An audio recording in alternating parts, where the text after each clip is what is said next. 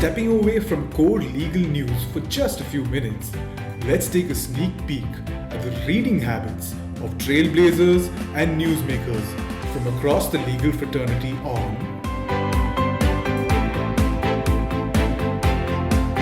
Behind the Bookshelves.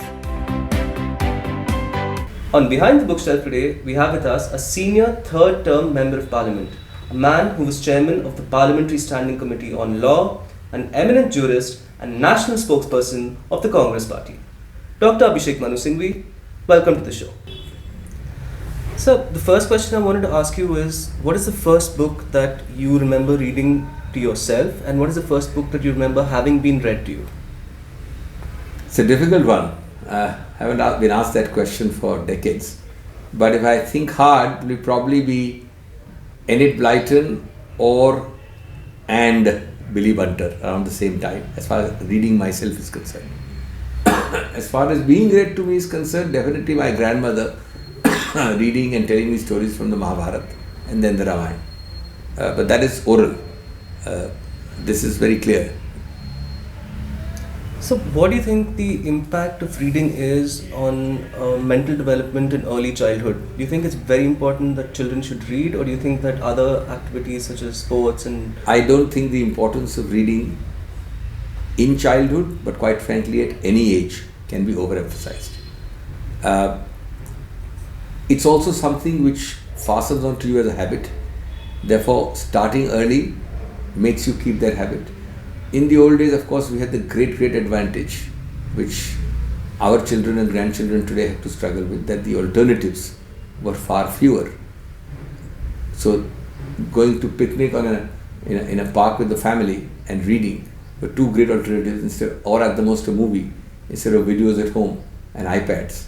But even then, between the class of people who were then were with the same options, those who read more and read less, there's always a clear distinction.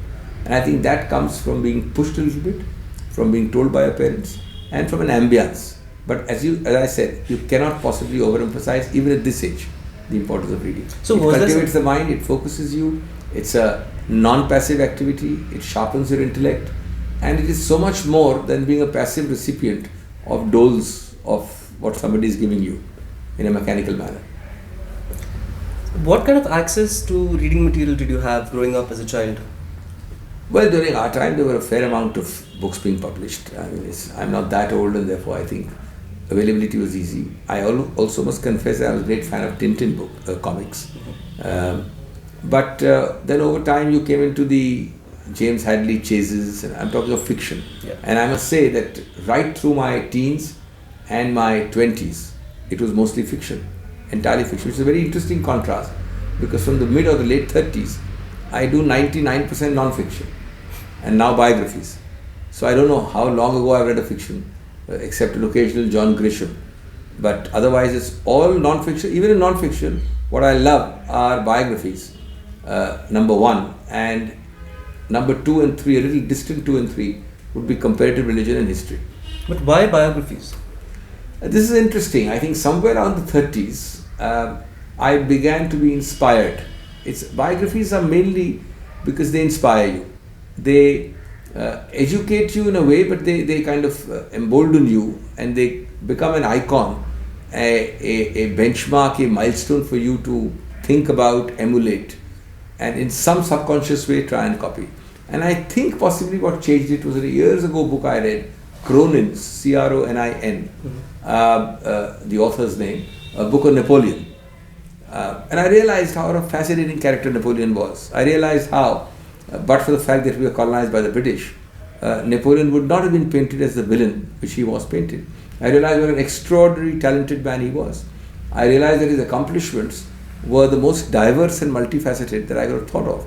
And yet, he was so vilified, because when you read, you realize that it is your image and your projection depends very much on the ethos of the time. So the guy who wins writes the history. That's right. So I think that's a very interesting contrast from Napoleon real and actual versus Napoleon as portrayed by English writers.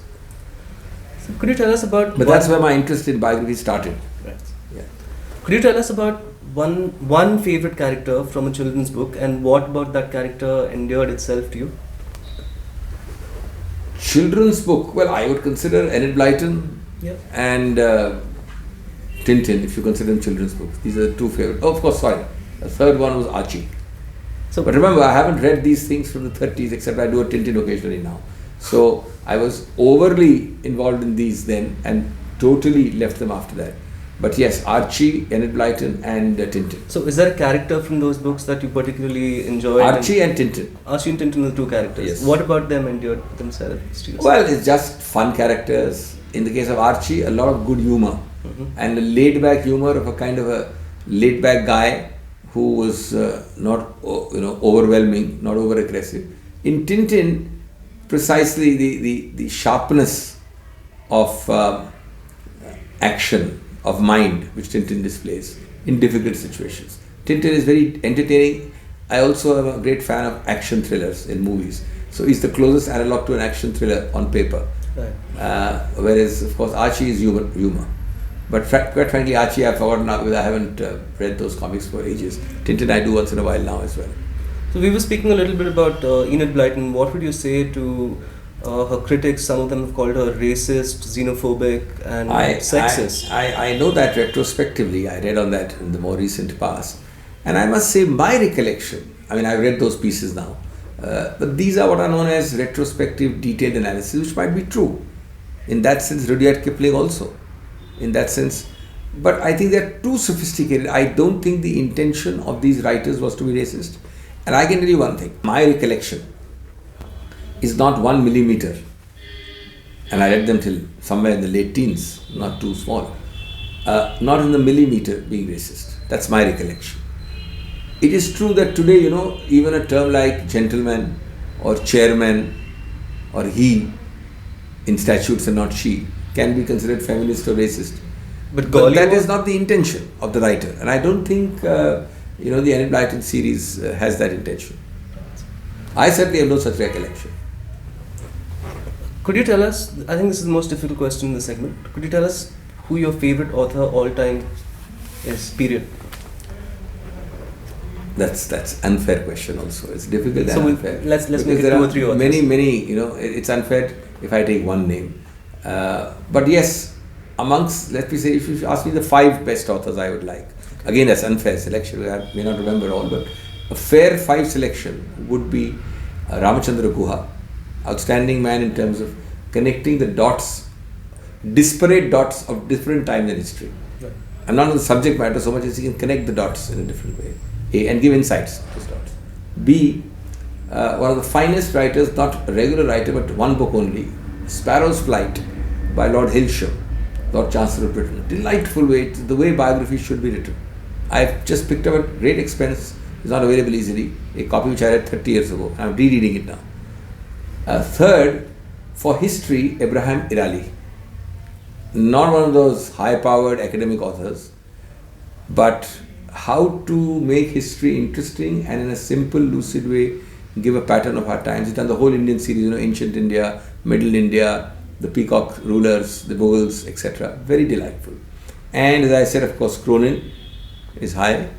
So these are like 4 or 5 of the all. And of course, Nelson Mandela, I forgot. The Long March to Freedom is not so much because he's a good author, but here is a man who speaks as it is. And you see how indomitable the will of this one man is. It comes through that book, almost mind-numbing willpower. It's a very matter-of-fact book. And mind-numbing willpower, Right. which I think makes it one of the all-time greats. So I wouldn't call it the best author, he's not a regular author after all, but life's experiences reflecting indomitable will are an own genre by itself. Coming to genres, what would you say is your favorite genre? In viewing, action thrillers. Really? In a sense, in movies and all, junk. I like junk because it keeps me entertained and keeps me switched off. It gets the job done. So I don't like mushy things. I don't like very, very long romantic thrillers. Once in a while, okay. But if you're asking the reading part, then biographies. And second is history. Third is comparative religion I'm now getting interested in. And I must confess, mainly because of some of the talks and the interest shown in it by Justice Nariman, who is of course an outstanding thinker of this, is a genius, but it got me interested in the subject. And John Huston, Comparative Religions, I'm reading at the moment, which is interesting to get an idea of the Abrahamic religions versus the non-Abrahamic. I'm also going to Israel and Egypt in the holidays, so I'm looking forward to kind of validating my ideas in this. But I'm far off. I'm a speck on the ocean at the moment. There's an ocean out there. I read it. So I'll let you go with one last question. If they were to lock you up in a Siberian Gulag and throw the keys away, and they allowed you just 3 books into that little cell, which ones would those be? Which ones would you take in with you? If I was forced to do that, then I would say either of the 2 India series of Guha. Cronin, yes. Remember, Cronin would be the first actually, because he was locked up in a counterpart of the Gulag, and certainly Mandela. But this is specific to your locking up. Yes. Because in the locking up situation, I think the first 2, Cronin and Mandela, are your best assets, your best allies. Give you some succor while you're in there. No, it gives you hope. Yeah. It gives you willpower. It tells you that ultimately it's all mind. Nothing more matters more than the mind. And there is always, depending on your willpower and your mind, a lot of light at the end of the longest tunnel. Dr. Abhishek Manu Singhvi, thank you very much for speaking with Bar and Bench. It's been a real pleasure. Thank you. Thank you. Thanks a lot.